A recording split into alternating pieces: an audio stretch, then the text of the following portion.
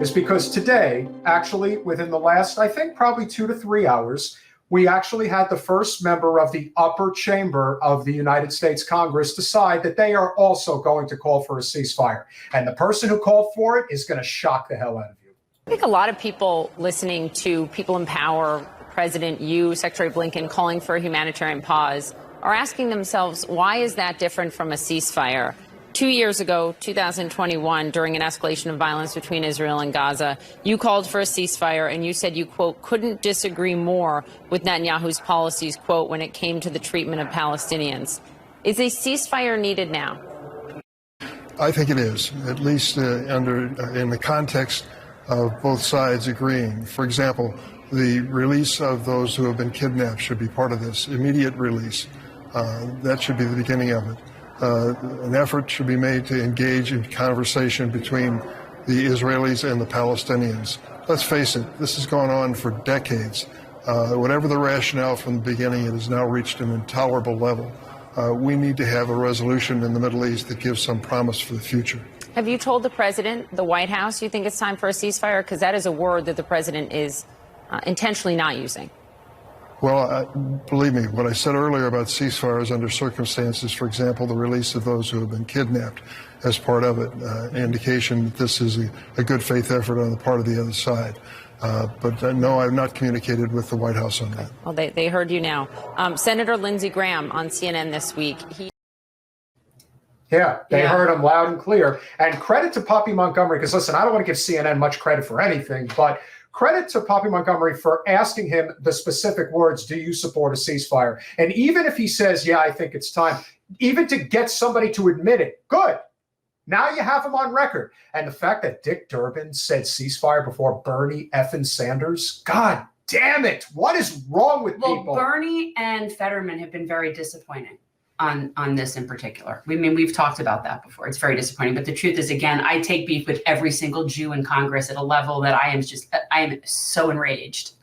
I'm so angry. And Dick Durbin is not just some run-of-the-mill politician. You know, the guy's one of the most powerful Democrats in the country.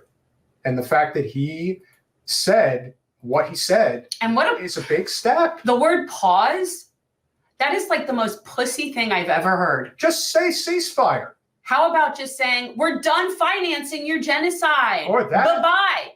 How about that? Rand Paul, where are you? How about we stop sending money to Israel until they get in line with international law? How about that? I'll even give them 67. We'll go back to, pre-67. We can go back to that. We don't even have to go all the way to the argument of, 48. But like, seriously, as soon as Israel gets in line with international law, then we could talk like us supporting them again. We're on a pause. That's like on Friends. We're on a break. Like, what does that mean? Well, it is kind of. Oh, it's infuriating. It is kind of interesting when you think about it. If the United States, which gives about $4 billion annually to Israel, if they were to withhold that money, you know how fast everything would change? But they just sent a few dollars to the Palestinians. Oh, well, and they're giving them some humanitarian aid. Right, they're letting a couple trucks in. Yeah. Do you know what the Israeli armed forces are doing? Have you seen what they're doing? They are literally dumping sewage on top of the Palestinian civilians. Well, and let me be very clear, that's been happening in the West Bank for decades. There is, I forget the name of the town. Kim Iverson has covered this. Abby Martin has covered this. Like there's a town, one of the settlements in the West Bank was literally built on top of, they put grates down so that their settlement is on top of the Palestinian village. And they dump their trash and their sewage and everything down into the village. I, for the life of me, cannot remember the name of the town. This is a thing. It's so no, this doesn't surprise me that that's happening now in Gaza, but dropping bombs. I would agree with you. We have questions. That's probably possible. I would not doubt it, actually. It's kind of. Yeah, that's very possible. That is very possible. Dropping bombs is not self-defense. It's not. When you're, it's frankly very cowardly. What it is they're shooting fish in a barrel. Yeah, absolutely. They're shooting fish in a barrel. It's the most cowardly, disgusting display. It's honestly, it's so beyond embarrassing. I don't even I can't even say it. I just want to like jump out of my skin. It's I'm like so everything disgusted. that we find that so people angry. decide is an important topic to talk about when it comes to a particular politician. So, for example, when people talk about Donald Trump and the things that he's been up to and the various crimes and misdemeanors that he's been involved in, I can assure you that overwhelmingly, almost everything that he's being charged with right now is absolute bullshit compared to real crimes like the violation of the emoluments clause, which is what I've been talking about forever, where basically there are no rules when it comes to money from foreign governments. And the relationship that people like to talk about that President Biden has with Ukraine, and it's very real. The same can be said of President Trump and his relationship through his intermediary, Mr. Jared Kushner, son of another huge criminal in the financial world, is doing the same thing with Saudi Arabia. It is the same bullshit. Those are the real crimes. And those are the ones that are never going to get talked about because, like we just saw, lo and behold, what was the vote that was just cast in Congress the other day? They decided that there was not enough evidence to expel George Santos from Congress. I don't understand how many crimes, no matter how many indictments, no matter how much debt to rights they have on this man. And for people who have been following, and you know my take on it, I think he's Andy Kaufman. Like I just don't, or some similar thing. Like that the whole thing is a hoax. He cannot be real. Like it's just one big act. That's what I feel like. I feel George Santos is Andy Kaufman. But remember, they can't kick him out because they would be anti-Semitic-ish. And you don't want to cross that line. You don't want to be anti-Semitic-ish. Because he totally can play that card if he wants to. Because he's, Jew-ish. Gay-ish. Hispanic-ish. No, he's... Well, listen, first he went... You should have seen him on the campaign trail. I would like to say for what he is. He's ish.